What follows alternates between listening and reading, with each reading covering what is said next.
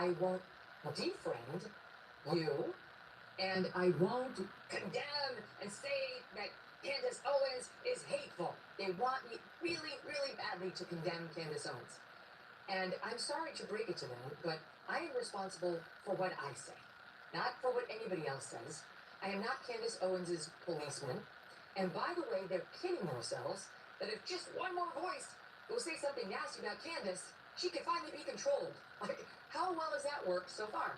But again, the instinct is to stop her speech, stop it, make her stop it, make Tucker stop saying the things. Well, I have no desire to, and I have no power to.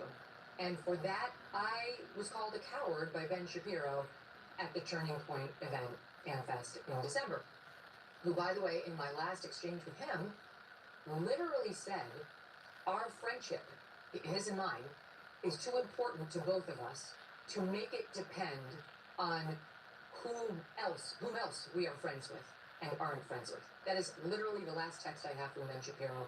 The next thing I knew, he was standing on the stage at Turning Point calling me a coward for this very thing. So I am convinced now more than ever that there is a crew for whom everything revolves around Israel.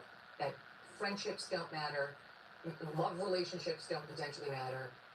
The only thing that matters is whether you are standing up for Israel or not. And on top of that, you can even stand up for Israel as I have.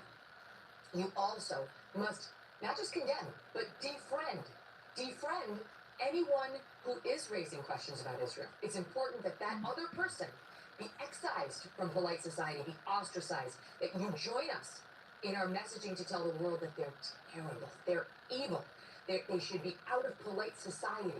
And no, we're not calling for cancellation. No one's calling for cancellation or deplatforming. Just stop. That's not what we're doing. We just don't want them ever to appear to Turning Point event. We just don't want them ever to be invited to speak. We just never want to see them at a White House event. We just never want ever to see them platformed on your show, which is independent in the digital link. Absolutely not. So it's fine.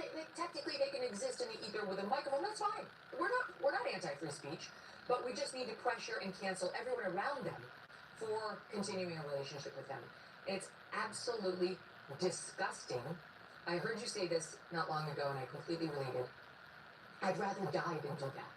I'd rather die than do that. And now that they've made that the stakes of my so-called friendships with them, I really won't do it. Now, I don't know, I don't care what anybody says. Like, I'll never do it now. Even if I had actual disagreements that I otherwise would raise, hell no, because I'm not raising the fist and saying BLM at the table, then I'm not bending the knee to these bullies who think they can control me.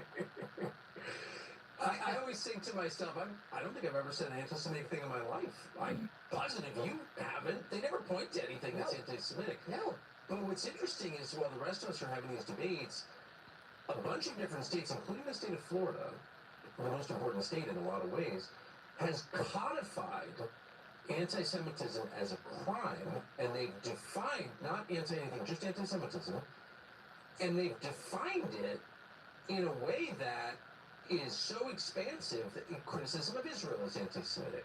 The claim that someone is Israel first is a crime in the state of Florida. DeSantis signed this. And I'm just like, well, wait a second. I mean, I don't think most people even know that that happened. And plenty of states have done that.